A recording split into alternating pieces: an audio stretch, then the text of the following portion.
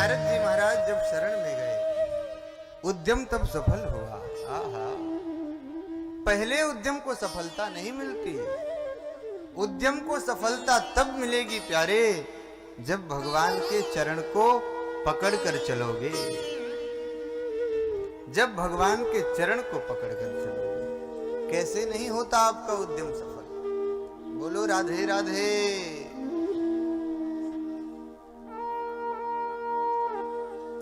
नारद जी महाराज ने कहा, बड़े वेद वेदांत पढ़ डाले, उद्यम सफल होता न दिखाई दिया, तो मैंने प्रार्थना की, भगवान का चिंतन किया, और राम मंजूर करता है दुआ जब दिल से होती है। भगवान उस प्रार्थना को स्वीकार करता है जब प्रार्थना हृदय से की जाती है, शब्द से नहीं, हृदय से जब की जाए।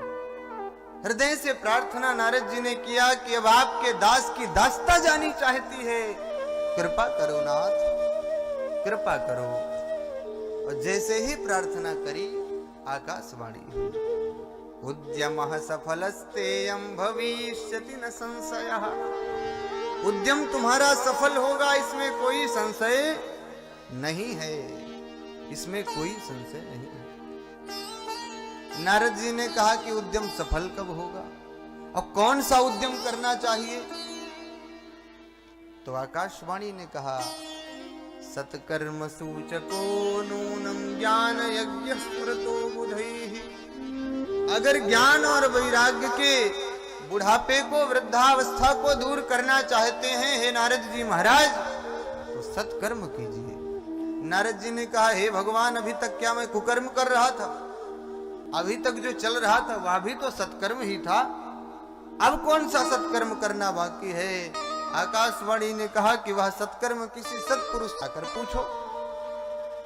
नारद जी ने कहा, ये बड़ी घुमावदार बात कह दी। अरे सत्पुरुष का नाम बता दिए होती कि अमुक के पास चले जाओ, पूछ लो, तो हम चले जाते, अब किससे पूछें? नारद जी महाराज सारे ऋषि महात्माओं से पूछते पूछते टहल रहे हैं, कोई नारद जी महाराज के इस प्रश्न का उत्तर न दे सका। और जब विशालापुरी धाम में सनत कुमारों से भेंट हुई और उनसे अपनी समस्या को जब नारद जी महाराज ने कहा, तो सनत कुमारों ने कहा, इतनी चिंता, इतनी सी बात के लिए, इतनी सी बात के लिए चिंता करते हो? मां चिंताम कुरुदेवर्षे हर्ष चित्ते समावह। उपायः सुख साध्योत्र वर्तते पूर्वैव हि। वर्तते पूर्वैव हि। हे नारद जी महाराज, अगर आप जैसे महात्मा जगत के दुखों से आक्रांत प्राणियों की चिंता न करेंगे तो भला कौन करेगा? अभी तक ये कह रहे थे कि आप चिंता में क्यों हैं, आप चिंतातुर क्यों दिख रहे हैं, आप जैसे महात्माओं को चिंता शोभा नहीं देती। और अब कह रहे हैं, आप जैसे महात्मा यदि ऐसी चिंता न करेंगे तो भला कौन करेगा? चिंता करनी चाहिए, पर समाज के कल्याण की चिंता हो, हिंदू धर्म के रक्षा की चिंता हो, यज्ञ में परिक्रमा करने की चिंता हो, भागवत की कथा सुनने जाने की चिंता हो, यज्ञ में सहयोग और सहभाग लेने की चिंता हो। चिंता दुनियादारी की न हो। बोलो जय श्री कृष्ण, और जोर से बोलो जय श्री कृष्ण। ऐसे सनत कुमार कहते हैं कि हे नारद जी, अब आप चिंता न करें।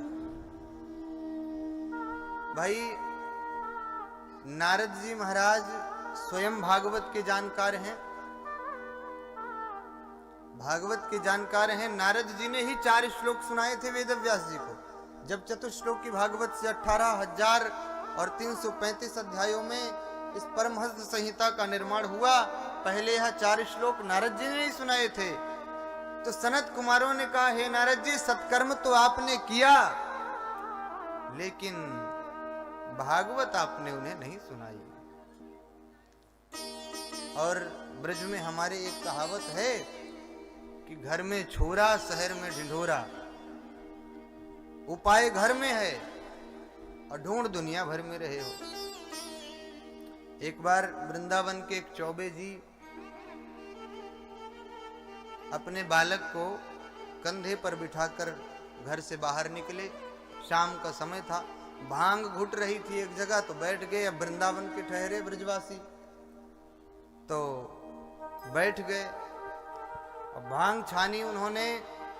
भांग खाने से पहले उन्होंने सोचा कि भांग के नशे में कहीं छोरे ही न भूल जाऊं, तो उनने वो अपने बालक को कंधे पर बिठा लिया।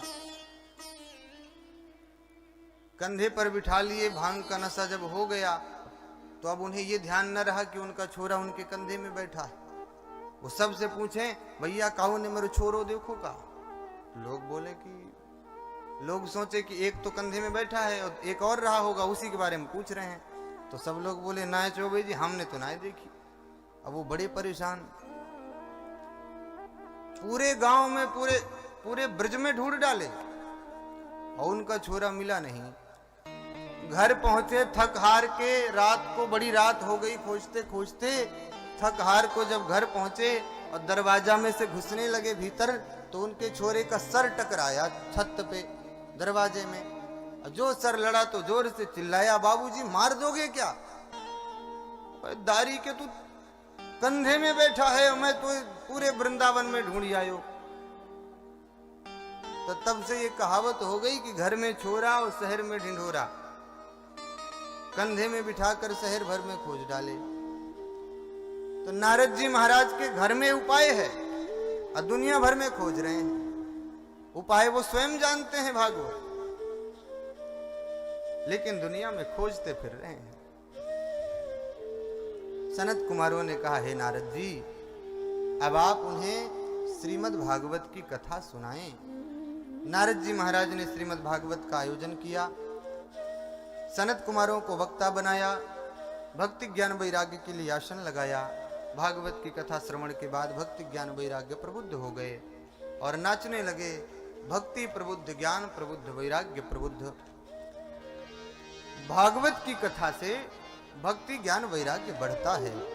आपकी सोई हुई भक्ति, आपका सोया हुआ ज्ञान, आपका सोया हुआ वैराग्य भागवत के श्रवण से बढ़ेगा, उत्थान को प्राप्त होगा। बोलो जय श्री कृष्ण।